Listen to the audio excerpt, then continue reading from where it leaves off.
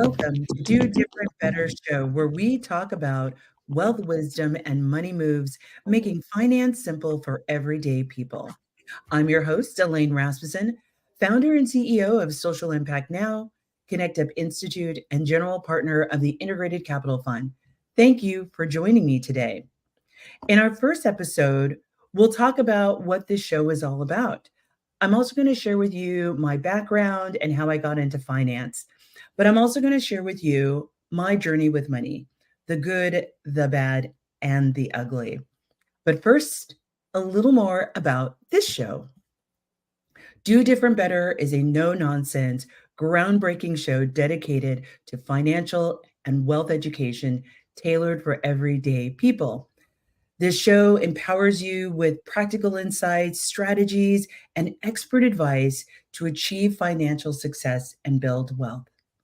Every episode presents profound conversations with industry experts, thought leaders, accomplished entrepreneurs. These discussions delve into crucial things like banking, budgeting, investing, real estate, retirement, wealth building, entrepreneurship, and so much more. But also, we're going to talk about innovations in the finance sector and how they might impact your personal bottom line or make your life easier. We'll talk about financial and wealth education that is tailored for everyday people, and professionals might learn a thing or two as well. Expect a straightforward yet insightful exploration on all things finance on this show.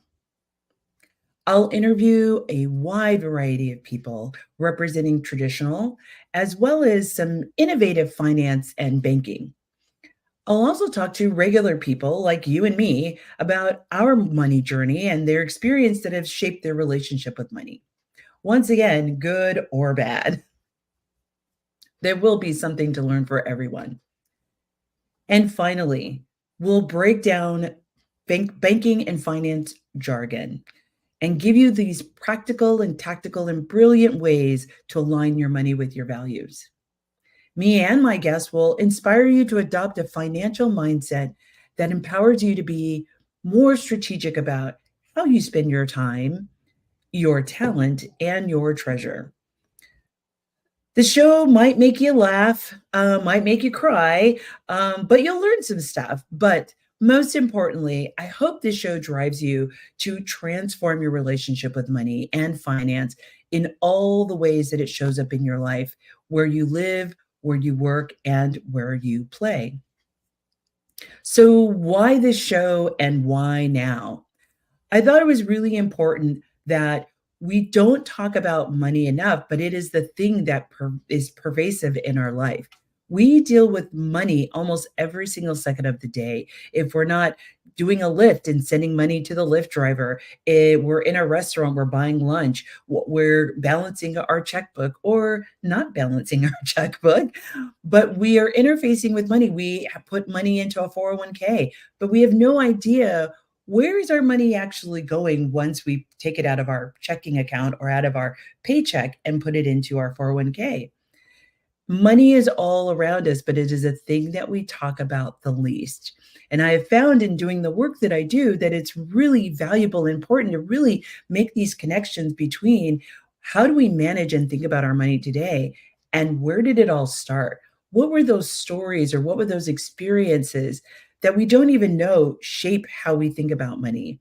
It informs our financial insecurity.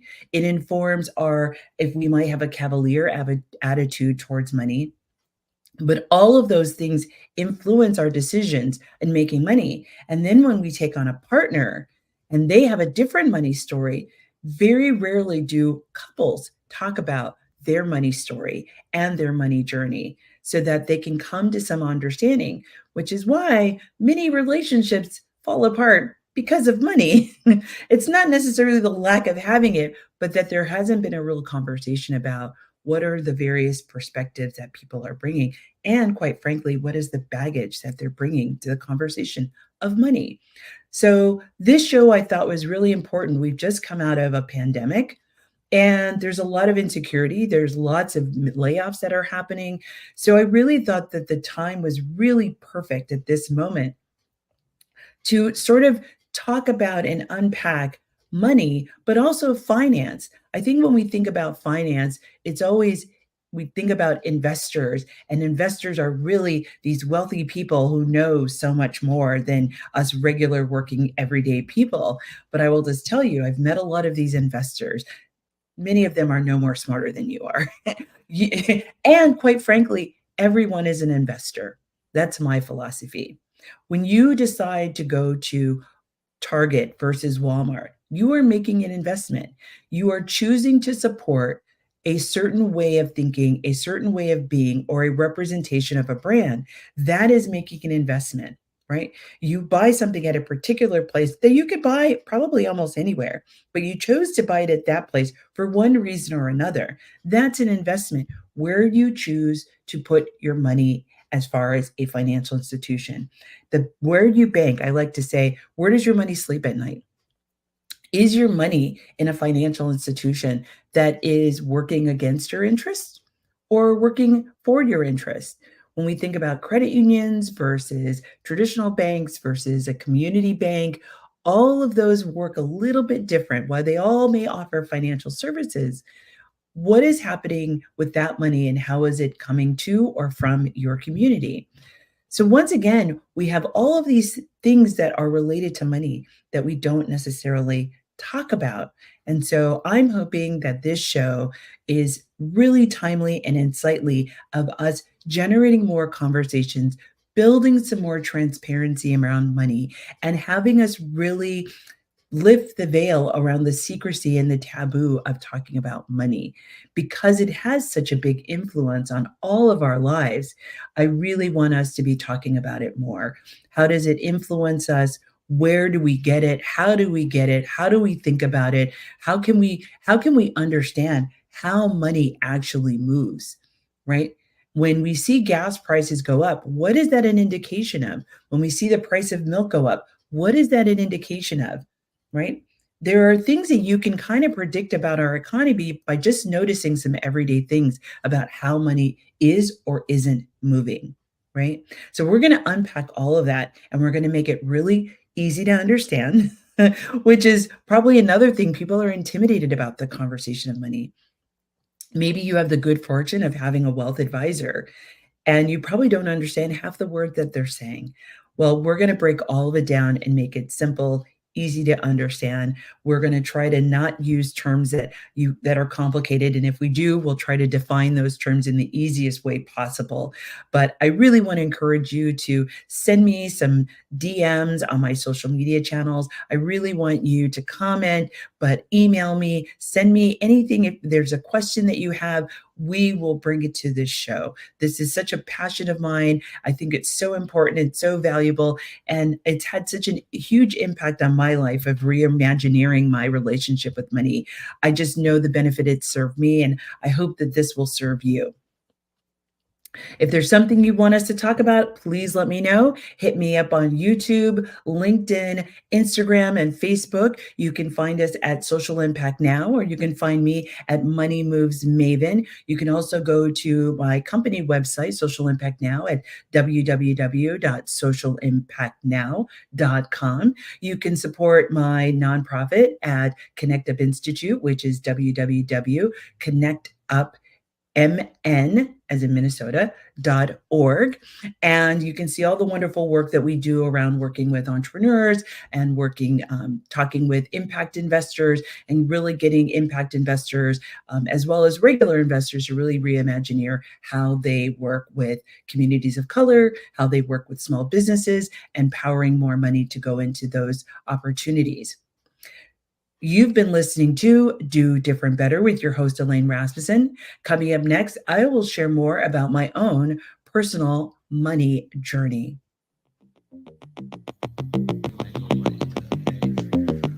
Welcome back to Do Different Better. I'm your host, Elaine Rasmussen.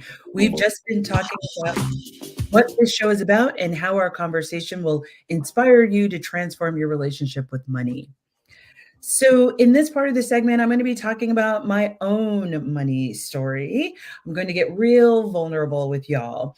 I'm going to talk about sort of my first memories of money and how it kind of influenced my thinking or not thinking about money. So, a little bit about me. I'm originally from Hollywood, California. Yes, the actual Hollywood. It's a place. People live there, people grow up there, and that's where I'm from.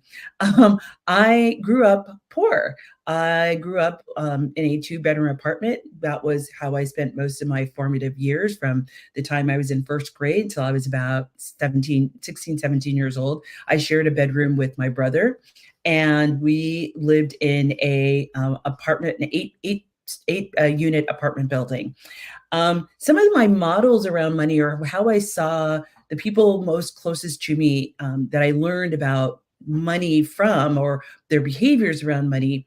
The first one was my grandmother. My grandmother was a spitfire. She was this little itty bitty lady. She was 5 feet tall on a good day. She was like a size like two. She was just a super tiny lady, but very fiery and very feisty.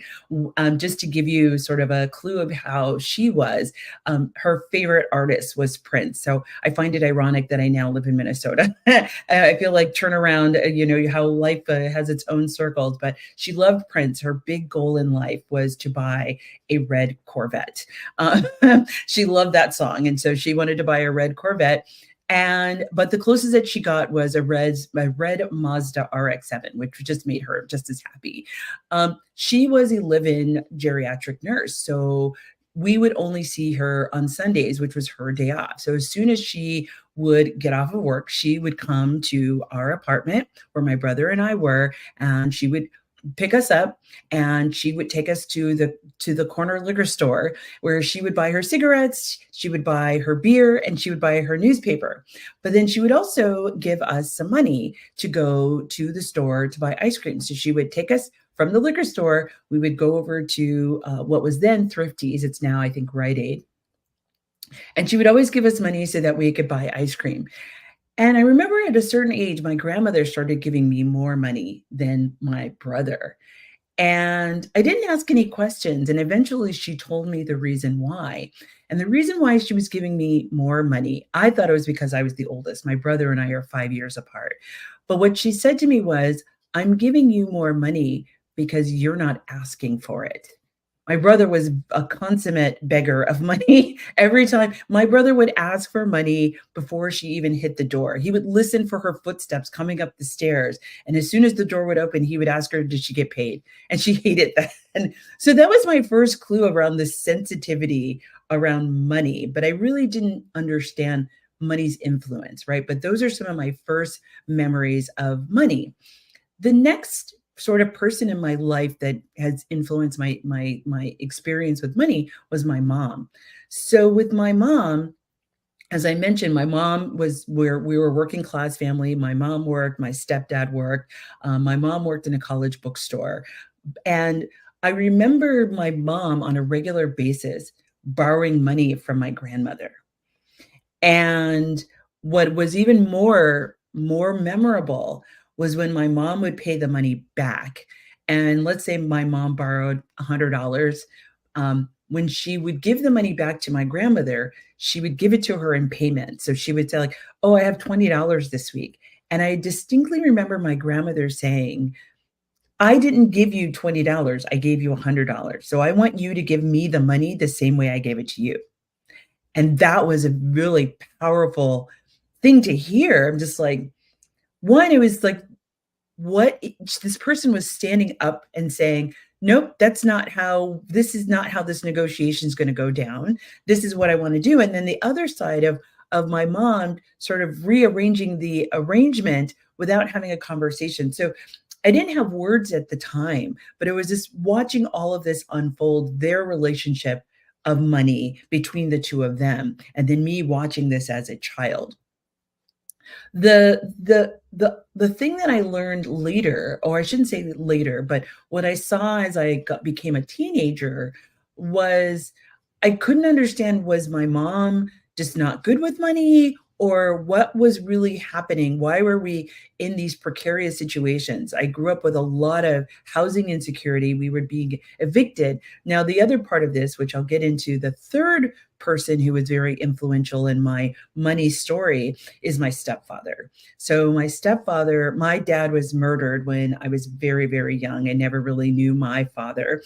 My mother remarried not too long after, and he was a great guy for a while. He worked at Braille Institute, which, if you're not familiar with Braille Institute, is an organization that provides resources and training for people who are deaf and blind, which I love. So that was another community that I grew up around regularly. I was around blind and deaf people most of my formative years.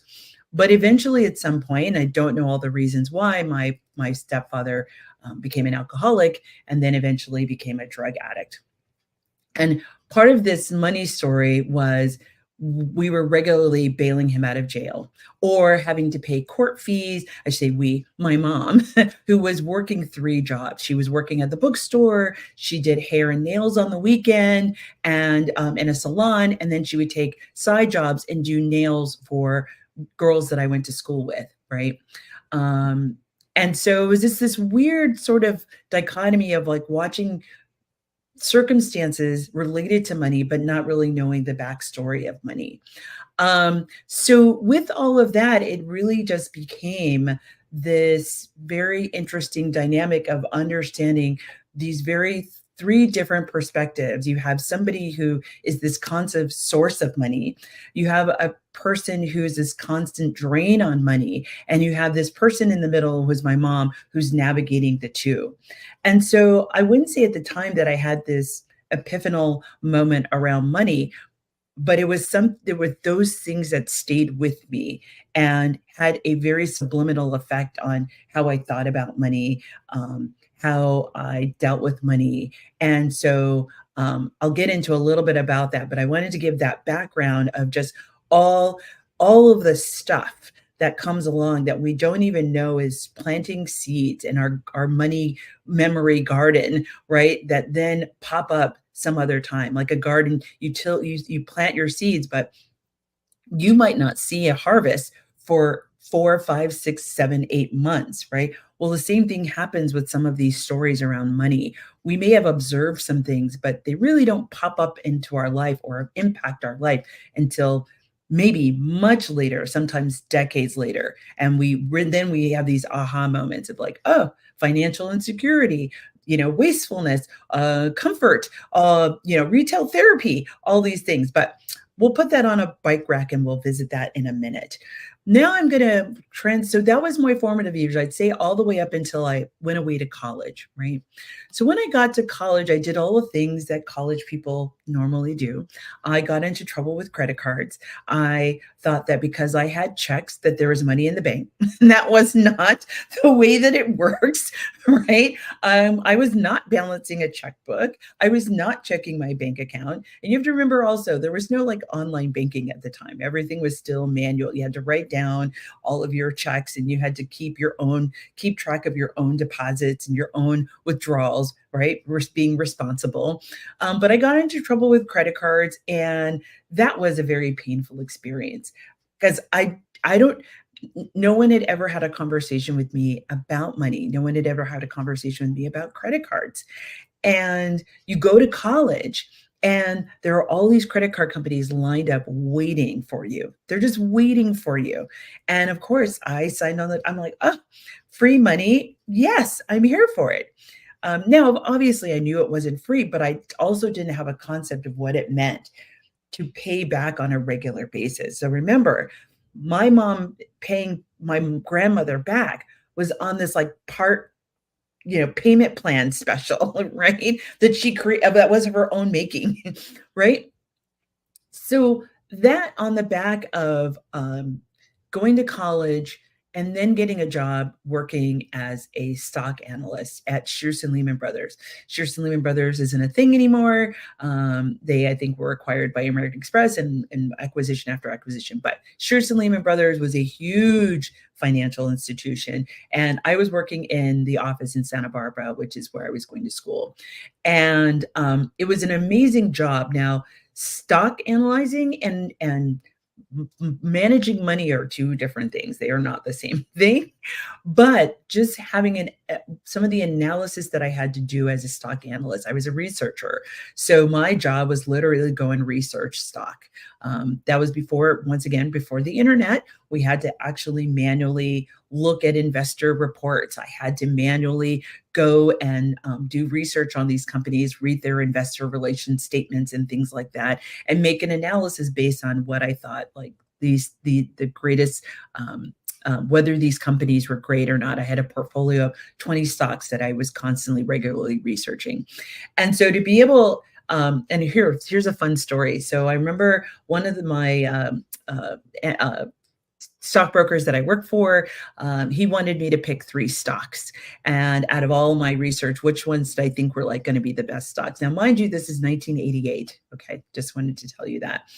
And the stocks that I picked, I don't remember the third one, but the first 2 were Costco and Home Depot.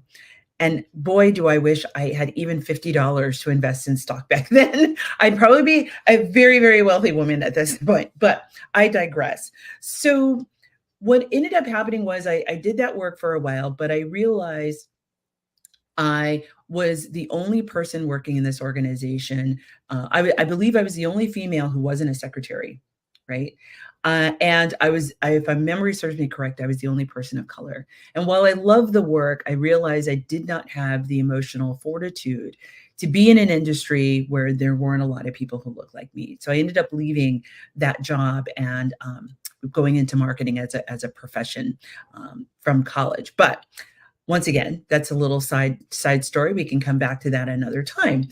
So being a stock analyst really informed me being able to understand how money actually moved and how it worked. And what I was always grateful to that job, even though I pursued a career in marketing, what I really loved about that job was that job educated me to be able to read the Wall Street Journal and understand the Wall Street Journal and understand when I saw on the news something about anything that was happening with our economy, I could make an analysis and understand how that was going to impact me directly, right? And I really believe that that was one of the first pivotal relationships that informed how I thought about money, that I believe was more positive, right, as opposed to negative. Then I started working. I ended up leaving school after a couple of years. I ran out of money. So I moved back home for a couple of years. And while I was in that transition, while getting ready to go to my next university, I started working at Nordstrom. Once again, this was in Los Angeles, California. And this was my first exposure to what I consider wealthy people. I was working in the West Side Pavilion, Nordstrom, which, if you're familiar with that area, it's really this weird juxtaposition. We're very close to Beverly Hills. We're really close to Century City. We're really close to USC and UCLA, and so but we're also really close to West Hollywood and some parts of Los Angeles that aren't necessarily affluent, but working in that store, it's the store that was really close to a lot of celebrities. So I got to see a lot of celebrities, but I also got to see people who were uber wealthy. And it was really interesting to see how those folks were so understated. And that was also really interesting to see. They would come in and they would spend a lot of money, but if you were to look at them, you would not know that they had a lot of money. And when I say a lot of money, people would come in, I was a salesperson, they would come in and they would spend $10,000 at a time, $15,000 at a time, not blink an eye, and put it all on a credit card. And I was like, whoa, that was such an exposure of like, wow, what would it be like to just shop in one day and spend $15,000? That blew my hair back. And that really started me wanting to understand the psychology of these people. And while people who were newly wealthy were very extravagant, were very open and very loud about their wealth, people who had wealth, like uber wealth and had generational wealth, or not so. And so just seeing that juxtaposition of how people show up with their money, I thought was fascinating. So I went back to college, finished up college, got my degree in international business and marketing, and started working at some manufacturing jobs.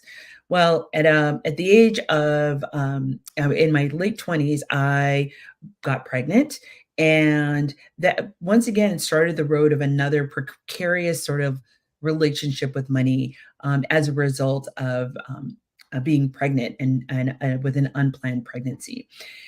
And I was at the time, um, I had moved in with my grandmother who was living at the place where she was working. And what I didn't know was that my mom was also living there because my mom was again experiencing some housing insecurity. And I don't remember all the stories. I don't remember how it all happened, but I ended up being like kicked out. Not because of anything that I did, but just the circumstances where like all of us can't be here. You've got to go. But I've got this baby. And I ended up um, sleeping in my car, quite frankly. And I ended up, through the grace of all that's good, I had an ex boyfriend that took me in. So I stayed with him until I got back on my feet. I was working, I had a college degree, but I was working at a job. I got another job. I was working at a job that was paying me $12 an hour. So now we're up to like 1996. That's not a lot of money now, and it wasn't a lot of money then.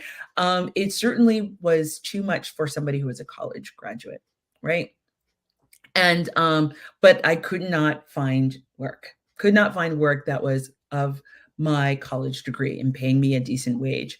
So what I learned from that experience was how deeply, when you are in survival mode, you cannot think of any. There's no literal room in your brain to think about how to be strategic or how to get yourself out of the situation.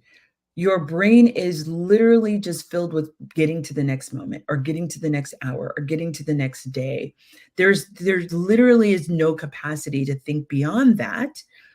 And so when we think about people who are maybe experiencing housing insecurity or people who are living under very strenuous financial situations, and we make comments about, well, why can't you just fix it, or why can't you just change it? It can be a paralyzing experience to live life hour by hour and not be sure what's going to happen, and using all of your energy to prepare for the eventuality or what might happen versus how do you create a new reality. There's so little space in your brain to think about that. And so that was a really powerful experience of just trying to make that transition. So how I made that transition was, I had another friend of mine. Eventually, I was working and then I got laid off. I was living in a hotel because I had left my apartment, because my um, son's father and I had given up our apartments because we had broken up. So I was in housing insecure again. And it was really through, I didn't know what I was going to do. And I had a friend of mine who was living in Las Vegas, and I was telling him what I was going through. And he said, come to Las Vegas. Me and my girlfriend will come to LA. We will pick you up and we will bring you back to Las Vegas and you can live in our house.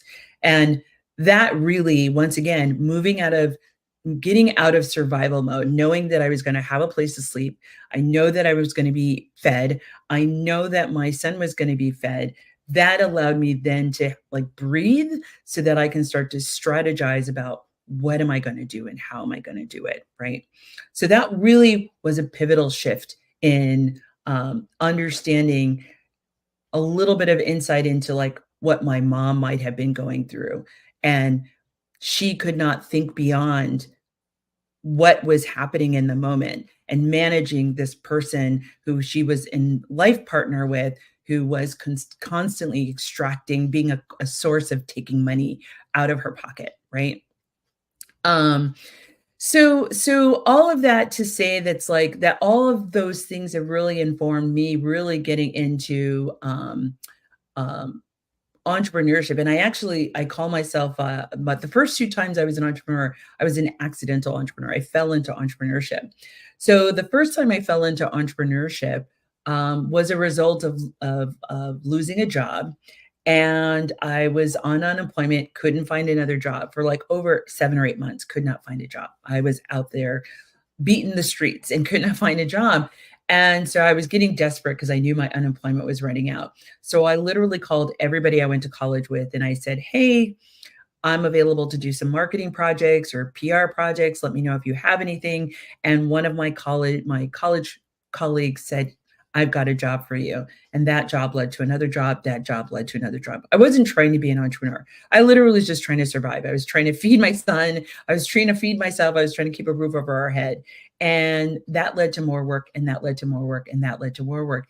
And then that led me to working with a very large company, an Australian handbag company. I ended up working for Warner Brothers Studios. I ended up doing some work at DreamWorks Studios. And so I just happened to like create a business out of that. But then, and I was doing great. I was doing amazing for 3 years. I grew the business. I had I had a part-time assistant. It was amazing. And then 9/11 happened. And as any marketing professional will tell you, when disaster strikes, usually that's when all money stops moving. And that's what happened after 9/11. Within 60 days of 9/11, all of my contracts dried up. I was actually on the Warner Brothers lot when 9/11 happened. And the shows that I was working on, all of them got canceled. And so I was back to the drawing board and trying to figure out what I was going to do and how I was going to live, right? And so all of these things, these ups and downs that I've had to experience of having money, then not having money, then not having money has, I think one of the things one of my friends have said to me, it's like, you've gone through all of that. And so now you know how you can lose money, but you also know that you can get it back. And so I don't know if that's a good thing. I don't know if I would have liked to have gone through all these experiences to get there, but here we are, right? But I can certainly understand and have empathy for people who have enduring financial insecurity, right? Whether they've gone through something like what I've gone through, or even something maybe as mild, but for them was really, really significant. My partner and I have these conversations all the time. When we first got together, he would talk about, I grew up poor. And I said, yeah, but you grew up in a house, right? That's very different poor experience than not knowing whether or not you're going to be evicted that week, right? Those are two different things. But I also don't want to take away from his experience. His experience was very real for him, right? So these are some of the things that we really, really want to be mindful of when we're having conversations with our partners around their money story and our money story. But back to my entrepreneurship journey. So that was my first introduction to entrepreneurship. My next journey into entrepreneurship was really thinking about, once again, I was laid off of a job, and and so I remembered what worked for me the last time that I was out of work. So I basically did the same thing I did before. I called everybody I knew. Unfortunately, and my network was a little bit bigger at this point because I'd been working in marketing and advertising for a while. So I can now call up people in my field and ask for work. And that started a whole nother, I got some work. I did a really good job that translated into some other work, got a really good job, transferred that into other work, got more work. But then at that point, now it was a matter around, how did I want to spend my time? Because time is also has a value, right? And I think sometimes, particularly in an American culture, we don't value time. We don't value our own time, and we don't value other people's time. But that time has value. When you choose to use Instacart to get your groceries, or delivery, Target delivery, or some other Walmart delivery or Costco delivery over getting them yourself, a lot of times that's a choice of, how am I spending my time? Because my time has value, right? When I talk to entrepreneurs, I often talk about, I don't care how big your business is, I don't care how small your business is. Think about yourself as a $300 an hour employee. And when you think about yourself as a $300 an hour employee, hopefully it gives you this prism by which you can make decisions about what is the best use of your time. Now, that's not to say I will tell you in my company, I am not beneath it is not beneath me to take out the garbage, right? But if there's a matter of me taking out the garbage and writing checks to people, to vendors or to employees, I need to be writing checks, not taking out the garbage. Somebody else can take out the garbage. There's a higher use of my time in writing checks to vendors and employees than it is for me to take out the garbage. So it just gives me this visual of like, how am I spending my time? Because my time has value, right? So I lost my train of thought, but I'm going to try to get back there. But so just thinking about the entrepreneurship journey and how we spend our time and what is valuable and what's meaningful, I've just learned that that is not just about the money, but how we actually are living and how are we, where do we put our time and our energy to? And does that have a return on investment, right? Being intentional about how we are leveraging not only our financial resources, but all of our other resources because they have a financial value as well. And I don't want you to take away from this conversation that everything should be about money. That's not the point of this. The point of this is that everything has value. And some of that has a monetary value and some of it has an intrinsic value. The value might be I want to spend time with my family versus working. Yes, I can might get paid to do overtime, but I don't think any of us gets to the end of our life and say we wish we had spent more time working, right? So our relationships or other our hobbies, our relationships, other parts of our life have value and meaning. And sometimes it's easier for us to equate the two by giving it a monetary value. But I don't want you to take away from this conversation that money should be the focus. I want you to focus on value. And everybody's going to have a different value system. People are going to value their alone time over their family time. Some people will value their family time over time with their friends and colleagues. Some people might value work over their time with their friends and family. And that will shift and change over your life, right? How you feel when you are in your 20s might be different than how you are in your 30s, which might be different in your 40s, which is different than your 50s, right? So none of this is when I say it's a journey, it really is a journey, right? So thinking about all of those things really can kind of help start to examine where and how we might want to spend our money and our time. And is our money and our time working for us or against us? And what are we allowing or what are we putting in the way that will or will not allow us to do that or have more, I don't even want to say control, but management of these things and having a say and intentionality around those things to produce the life that we want. I personally believe that we can design our life to a certain extent. And if we can design our life, then it is up to us to help open up the universe to put things in place that allow the life that we're trying to design to happen. But if we are not intentional or mindful and we just kind of are doing things randomly, whether that's with our money, right? If we want to retire at a certain age, that means we need to be thoughtful and intentional about how and where we spend and where we park our money, right? The relationships that we want to have, we need to be intentional about where we park our time and our energy. The relationships we want with our children, the relationship we want with our partners, all of those things are super, super important, right? So you've been listening to Do Different Better with your host, Elaine Rasmussen. Coming up, we're going to talk about what I do now and how do I come to this work and my passion around money conversations.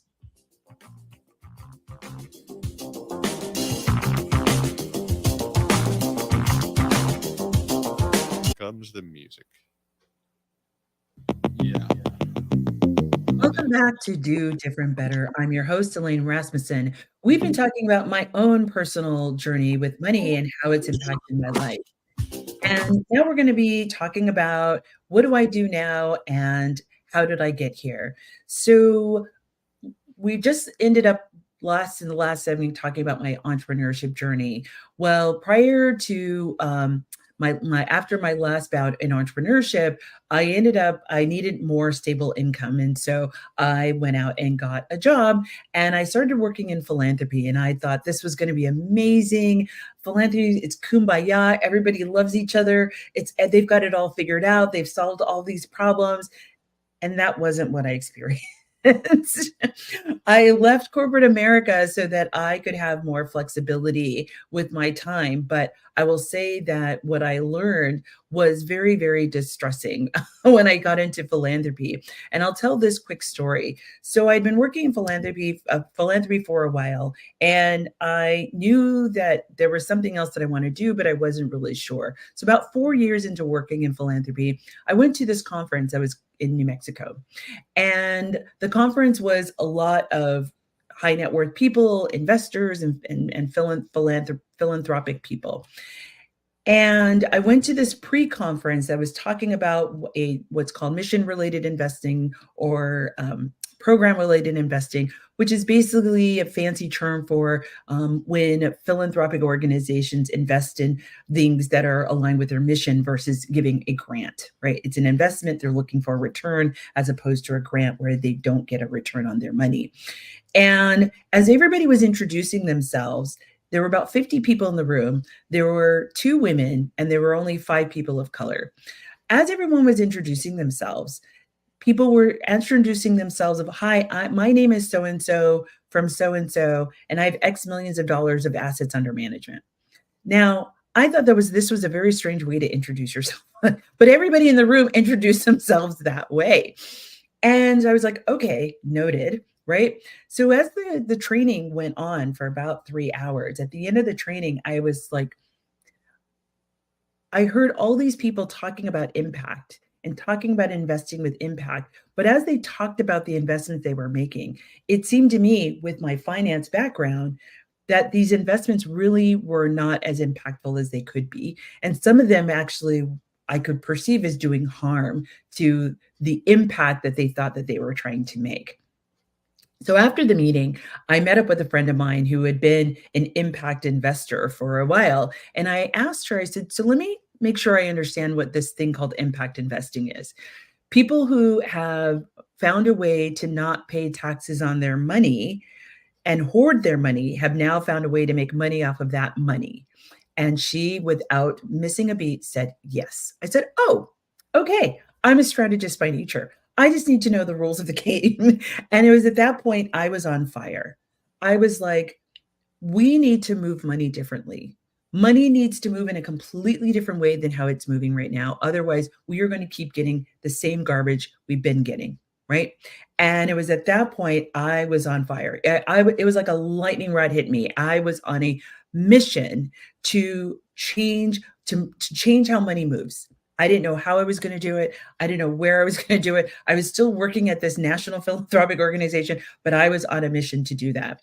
And so from there, what I decided to do was I wanted to learn everything I could about impact investing. I wanted to know who the players were. I wanted to know the reasons and rationale why people did impact investing. I wanted to know everything that there was to know. And it was at that point, fast forward 4 years after that, was when I decided to leave my last organization. And it was prompted by a conversation with my boss, and my boss ended up yelling at me. Now I'm a grown ass woman. I will not be yelled at at my job. And so I left my boss's office. I went to my office and I walked in my office, I closed my door, I called my spouse and I said, when I get home tonight, we need to have a conversation about me quitting my job. And that was on a Friday. I called my assistant on Saturday, told her I was leaving, and I quit on Monday. And at that point, I was like, I am now ready. I wasn't ready, but I was ready to work on my mission of moving money differently. And that is what I've been doing. And so 6 months after I left that job, I launched Social Impact Now, which is an impact investing and social finance advisory firm.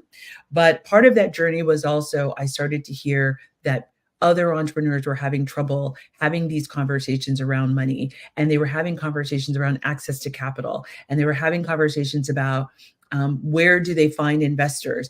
And it was at that point I started to think about how can we bridge the gap between the people who have money who want to do good and the people who will do good and need the money. So I launched in 2018. I launched the work of ConnectUP.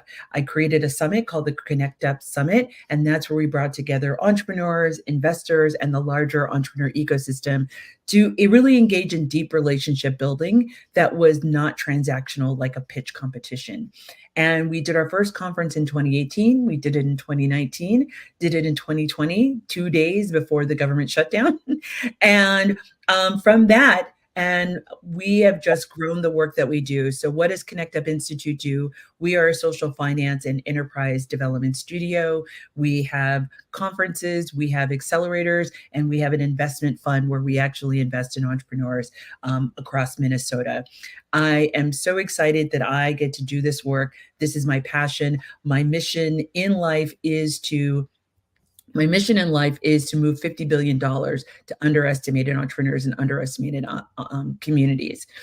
So, with that, we are kind of wrapping up our first episode. Let me know what you think about the show. If there's a finance question you have, or if there's someone you want me to interview, let me know. Tell me on socials. We've just wrapped up talking about my journey and my passion on democratizing money. Can't wait for next week's conversation. In the next episode of Do.Different.Better, I will be talking with Chelsea McDaniel, Director of Impact Investing, and Christina Lara Agudelo, Manager of Lending Partnerships. Both of them are at Common Future. Common Future has catalyzed 90 plus initiatives, sourced over 500 community-led solutions, and influenced $280 million of philanthropic money. We will be talking about innovative approaches to lending structures through their collaboration with organizations like Native Women Lead, Mortar, and ConnectUP Institute.